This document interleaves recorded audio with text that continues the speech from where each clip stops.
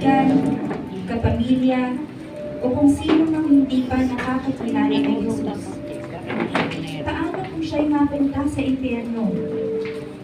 Paano kung isang araw makatanggap ka ng sulat mula sa kabilang buhay? Mula sa mahal mo na nasusunog sa kadagat-dagatang apoy. Ang mga sumusunod ay pagsasalula ng isang sulat mula kay EJ na para sa kanyang kapatid na si Dayan. Sa kabila ng napakaraming pagkakataon na maipakilala ni Dayan si Jesus kay EJ, ay hindi niya ito igawa. Sila'y sobrang malapit sa isa't isa. Sa anumang bagay o gawain, sila'y magkasama. Ngunit, may isang bagay na hindi nabanggit ni Dayan kay EJ. Ang mga sumusunod na kaganapan ay simple malungkot.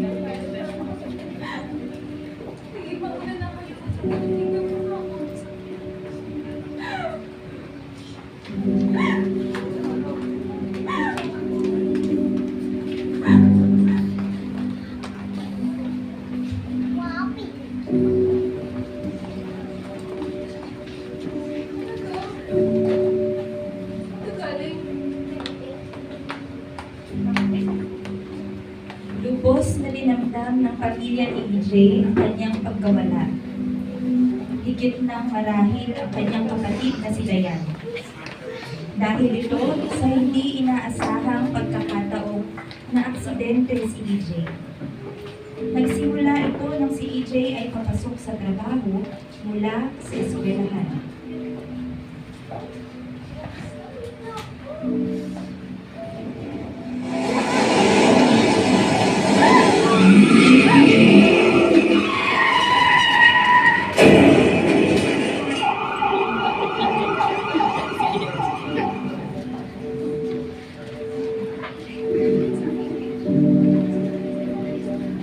Matapos ang trahedya, siya'y dinala sa ospital.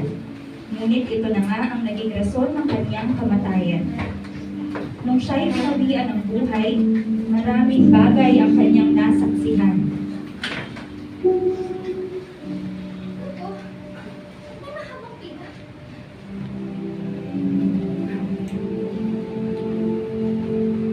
Pangalan? James Andrew po. Buong pangalan? James Andrew Basis. Ang pangalan mo ay hindi natagpuan sa aklat ng buhay. Ikaw ay dadalhin sa lugar ng impyerno.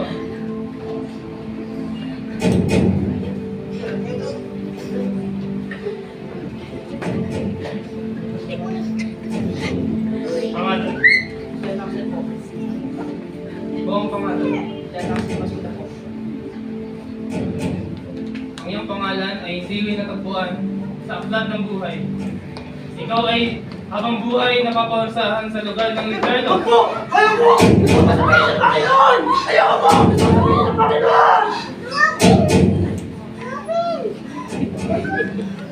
Pangalan? Buong pangalan? EJ Carrascal. Ang iyong pangalan ay hindi natagpuan sa aklat ng buhay. Ikaw ay papayaman ng walang tigil sa lugar ng impyerno. At noon nga'y inihatid na siya sa lugar na tinatawag nating impyerno.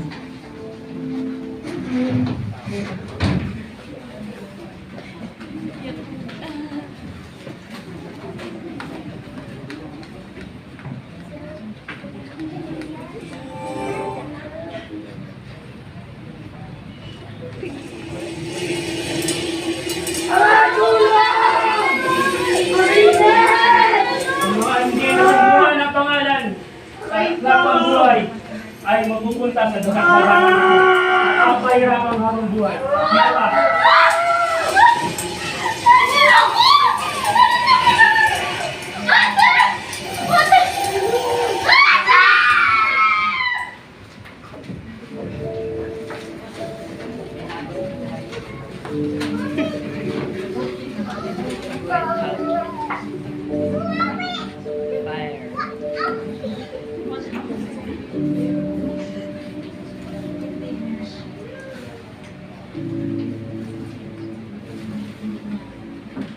Ano to? Isang sulat? Kanino?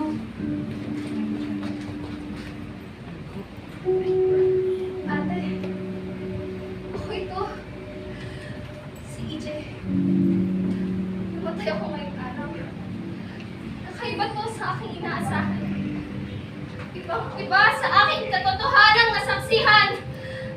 Akala ko, ang kamatayan ay dadalhin lang ako sa isang lugar na mahamog at malabo. Pero ang lugar na ito ay singlinaw ng kristal. Ang katotohanan sa buhay. Sa buhay ko sa mundo. Nag-isip ako. Nakakasalita, nakadarama. Matapos ang trahedya na ramdaman ko, aking kaluluwa humiwalay sa aking katawan. Narinig ko pa nga ang boses mo. Hindi ko alam kung kunik-kunik ko lang yun. Pumila ako sa isang mahabang pila. Tinatanong nila ang pangalan ko at sinimulang hanapin sa aklat ng buhay. Hindi naman. Hindi nila ito mahanap. Hindi nila makita yung pangalan ko. At ang isang anghel sa tabi ko ay bigla na lang ako hinila sa pila. Natakot ako! Ate! Natakot ako! Hindi ko malaman ang nangyari. Tinanong ko siya ng paulit-ulit. Saan kayo mapupunta? Hanggang sa sumagot siya at sinabi, ang mga pangalan na sa aklat ay mapupunta ng kalangitan. At ang hindi matagpuan sa listahan ay mapupunta sa kalangitan ng apoy. At doon pahihirapan mo nga ang buhay. Dinala niya ako sa isang selda. At doon ako nakapag-isip. Ang tanging tao lamang na nasa isipan ko ay ikaw! Ikaw, ate! Isa kang Kristiyano! Pero, nabayaan mo ako!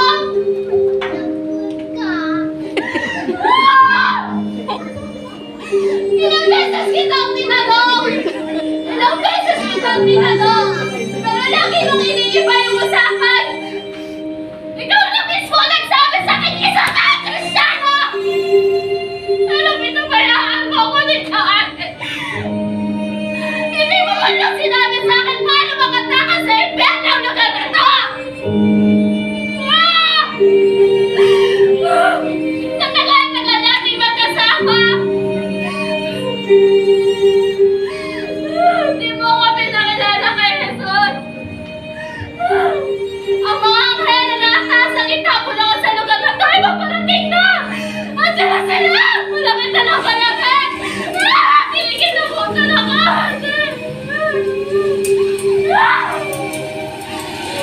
Narinig ko na ang mga labang nila! Di ko na kaya, ate! Anong gagawin ko? Tulong sa akin! Impyerno! Bakit hindi mo sinabi sa akin na tungkol kay Kristo? Bakit hindi mo sinabi sa akin na kaligtas ang handog ng Panginoon? Bakit kapatid mo ako sana ate nagsinungaling?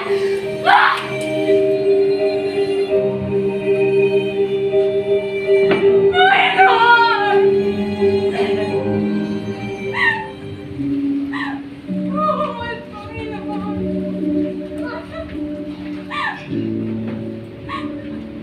Nasama ko na sana. Ngunit hindi ko man lang nabahagian ng ebanghelyo ang mahal ko sa buhay.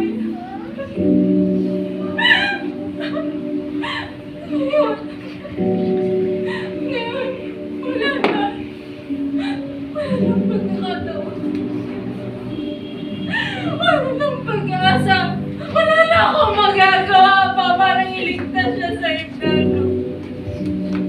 Kasalanan ko!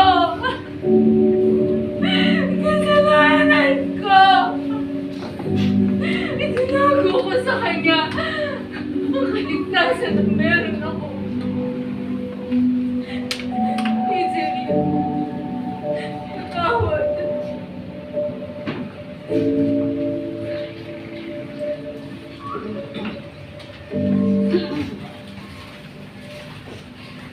Ito ay laging paalala sa ating lahat. Na bilang mga Christian, bilang mga mananampalataya, tungkulin natin na ibahagi ang ebanghelyo, ang kaligtasan, na kay Kristo lamang makikita. Ang mga tao sa paligid natin ay papuntang impyerno.